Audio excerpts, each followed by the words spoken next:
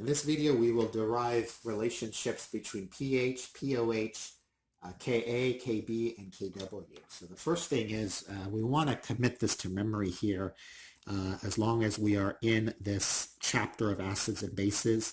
And what we want to commit to memory is our equation for the Ka, for a monoprotic acid. Monoprotic means it will give off one acid. And for a generic monoprotic acid, acids will give off bases. So here's our acid. This will be the water being the base that will take that acid. And this will give us H3O plus. I use H3O plus and H plus synonymously and interchangeably. So, this is called the hydromonium ion. It's also known as H plus, also known as proton. And this HA acid, by virtue of delivering the proton, becomes the conjugate base A minus. So that's our Ka, and how big this Ka tells you how big this reaction moves in the forward direction. We can also write a Kb. So here water is doing the role once again, but this time we start off with the base. What bases do is that they take protons. Just some do it better than others, just like some acids give off protons better than others. This is an equilibrium here. And what happens is that you will get the conjugate base HA to A minus, conjugate acid to the base A minus. This, by virtue of water giving off a proton, becomes OH minus. All of this is happening in. So we really want to commit these to memory. Water is being the main player here. Here it's taking the proton for Ka, giving us the acid. Here water is delivering a proton to give us OH minus, and that's the Kb. So we want to memorize the Ka equation, generic equation, and the Kb generic template equation. Again, water's playing the role here. The Kb gives us OH minus, the Ka gives us H3O plus. Now I'm going to do something here. I'm going to add these two reactions together. So when we add the two reactions, we multiply the equilibrium constants. Adding reactions results in multiplying equilibrium constants. So doing that, the HA here cancels with the HA here. And the A minus conjugate, this is the conjugate base, will cancel out with the base here. And we're left with H2O plus H2O. That's going to be 2H2O. Water is always a liquid. It's the perpetual solvent in all of these acid-base reactions. And H2O is in an equilibrium with hydromonium ion proton, that is, and hydroxide ion OH minus.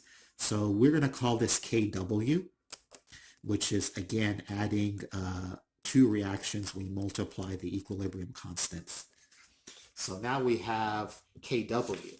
Now we can look up these equilibrium values, right? So looking this up at 25 degrees, because all of these are quoted at a specific temperature.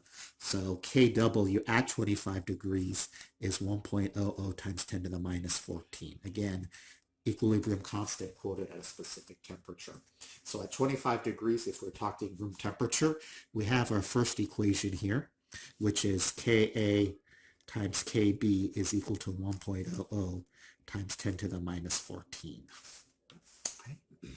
So that's equation one. That is worth, I guess if you want to, commit to memory. But there's a lot of equations that we can commit to memory here. One thing I'm going to do is I'm going to take the minus log of both sides of the equation. So when I take the minus log of both sides of the equation, I have minus log Ka times Kb equals the minus log of 1.00 times 10 to the minus 14. Okay, minus log of Kw, because Kw is this value at 25 degrees. Okay, remember, all of this has to be quoted at a specific temperature. I'm using room temperature. So there's a rule of logs. Log A times B is nothing more than log of A plus log of B. It's the rules of logs. So doing that, it's going to be minus log of Ka plus minus the log of Kb, okay, equals minus the log of this number is actually 14, So minus the log of Ka is pKa. Okay, that P stands for power. Power is minus log. And minus log Kb is pKb. So pKa plus minus log Kb is by definition pKb, and that equals to 14. So this is our second equation that we can commit to memory, or we can just derive it. So let me remind you guys about the law of mass action. So in the law of mass action, it's products over reactants. So Kw, let's go back here, is equal to products over reactants. Well, liquids, we don't add them to our equation, so it's just basically these two products, H3O plus and OH minus, okay, because liquids have nothing to do with our law of mass action equilibrium. Well, we know at temperature 25 degrees, this has to equal to 1.00 times 10 to the minus 14. That's just a constant given to us. Okay, so here's our third equation that we can recognize or derive coming from our equilibrium constant definition, law of mass action, products over reactants. What we can do here is take the minus log of both sides of the equation. When we take minus log of both sides of the equation, we get minus log Kw at room temperature is this value, equals to the minus log of this product here, H plus times OH minus. Okay, remember our log rules now. Log AB equals log of A plus log of B. So minus log of this number is actually 14. You can put that in your calculator. And so minus log AB, or log AB is log of A plus log of B. So it's going to be minus log of H3O plus, put this in parentheses here, minus log of OH minus. Again, I'm just following the logarithmic rules. Well, minus log of something is basically the power.